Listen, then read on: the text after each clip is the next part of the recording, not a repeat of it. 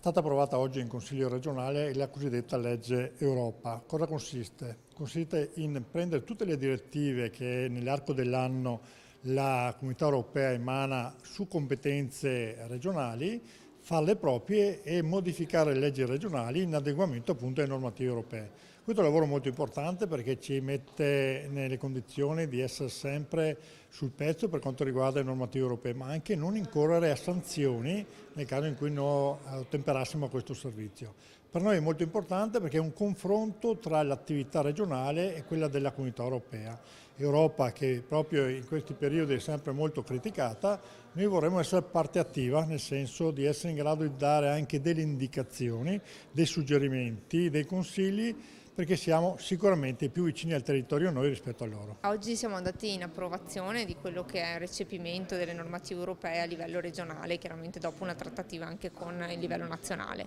Credo sia stato un passo estremamente importante anche per la Regione Veneto, che logicamente è all'interno di questo contesto. È importante anche perché comunque va a recepire degli elementi che sono strategici anche per la nostra regione e temi come il turismo, come il commercio, come l'artigianato, e tra questi anche quello dell'aria e quello dell'acqua. Su questi due aspetti abbiamo un po' dibattuto all'interno del Consiglio regionale perché sono ancora in corso alcune procedure di infrazione per quanto riguarda l'acqua e per quanto riguarda l'aria, e per questo che abbiamo presentato un ordine del giorno in cui chiedevamo alla Regione un maggiore impegno da subito di avviare delle azioni per intervenire con urgenza su queste due tematiche. In parte la Regione sta già intervenendo con dei progetti specifici, siccome però ci sono ancora delle contestazioni aperte, soprattutto per quanto riguarda il PM10 per esempio, o per quanto riguarda la pianificazione delle acque, crediamo che forse non siano sufficienti proprio per evitare procedure di infrazione e soprattutto per dimostrare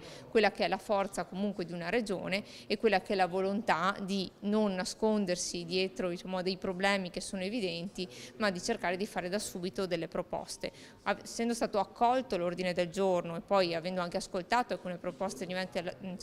derivanti dalla Giunta, abbiamo ritenuto alla fine a maggioranza di votare a favore del provvedimento, ringraziando anche quelli che sono gli uffici regionali proprio per il lavoro che è stato fatto in termini di riorganizzazione e anche in termini di monitoraggio di quelle che sono le procedure europee alle quali noi comunque dobbiamo anche attenerci. Questo non vuol dire avere un atteggiamento di sudditanza, anzi, dove teniamo che ci siano degli elementi di contrasto o di svalutazione del nostro territorio devono assolutamente essere fatti notare e portati avanti, però ce ne sono altri come quello dell'aria e quello dell'acqua che poi i problemi li vediamo tutti i giorni e li ascoltiamo tutti i giorni, e quindi pensiamo sia anche ora di fare sia un'azione in termini di proposte ma anche di informazione e di comunicazione maggiormente mirata verso i cittadini.